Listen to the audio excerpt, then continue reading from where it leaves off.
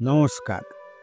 Spiritual bulletin চ্যানেলের সকল শ্রোতা ও দর্শককে জানাই সাদর সুস্বাগতম। সে বছর গঙ্গাসাগর মেলায় গিয়েছিলাম। পূর্ব কথা অনুযায়ী গিয়ে দেখা করেছিলাম নাগা সন্ন্যাসিনী ধীরা মাতাজির সঙ্গে। উনি ক্যাম্প করেছিলেন ভক্তদেরকে নিয়ে।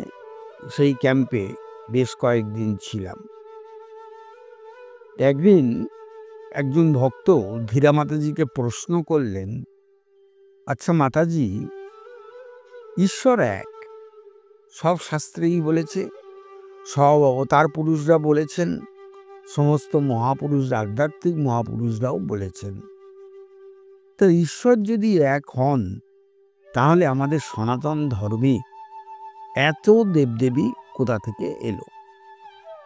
কেন এলো এত দেবদেবী? এই শুনে মাতাজি একটু হাসলেন। তারপরে বললেন, কথাটা একটু সংশোধন করতে হবে। এত দেবদেবী নয়, এরা অনেক দেবদেবী। সম্মান দিয়ে বলতে হবে, এরা এত নয়।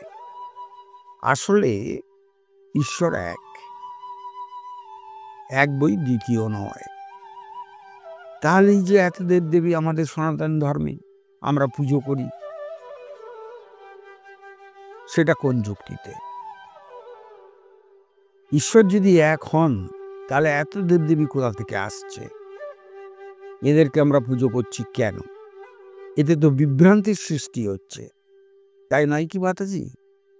মাতাজি বললেন, না, কোনো বিভ্রান্তি নয়। আসলে এটা আমাদের অজ্ঞানতা। ঈশ্বর এক, ব্রহ্ম এক, এ বিষয়ে কোনো সন্দেহ নেই, বেদান্ত বিজ্ঞানও তাই বলছে। কিন্তু এত দেবদেবী কোথা থেকে এলো?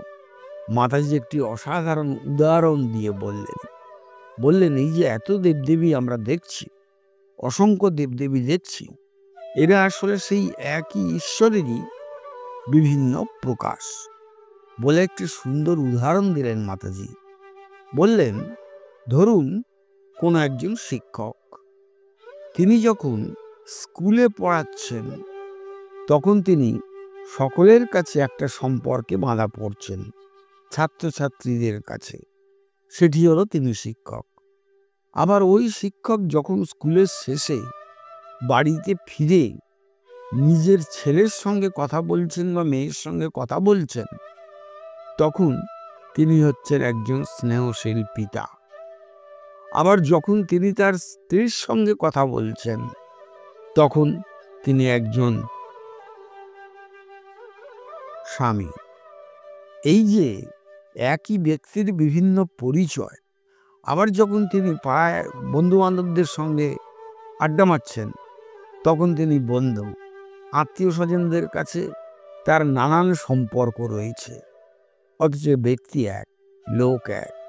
তেমনি ঈশ্বর এক, সৃষ্টির প্রয়োজনে, সংহারের প্রয়োজনে বিভিন্ন ডিপার্টমেন্ট ঈশ্বরের যে রয়েছে, সেগুলো পরিচালনা করা, কর্মক্ষেত্র জটিলতা তৈরি না করা, এ কারণে যেন ঈশ্বরের রাজ্যেতে এক একটা পোস্টে এক একজন দেবদেবী রয়েছেন। যেমন বৃষ্টির দেবতা, এর দেবতা, বায়ুর দেবতা, এইভাবে বিভিন্ন দেবতা রয়েছে, তারা তাদের কাজ করে যাচ্ছেন। এগুলো ঈশ্বরেরই প্রকাশ।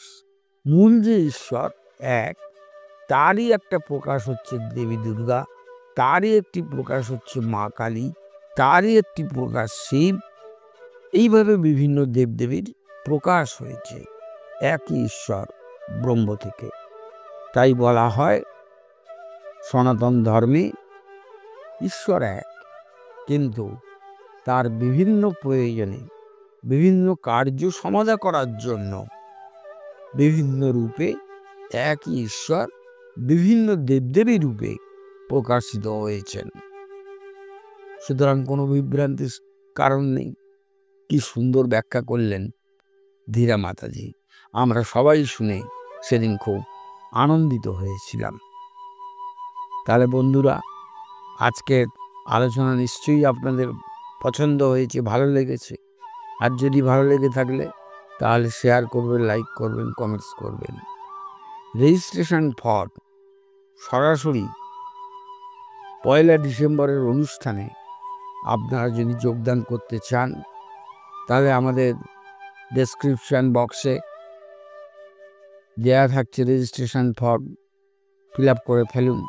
প্রশ্ন থাকলে প্রশ্ন করুন। 1 ডিসেম্বর সরাসরি লাইভ অনুষ্ঠানে আপনাদের সঙ্গে কথা হবে, উত্তর বিনিময় হবে। নমস্কার, ধন্যবাদ।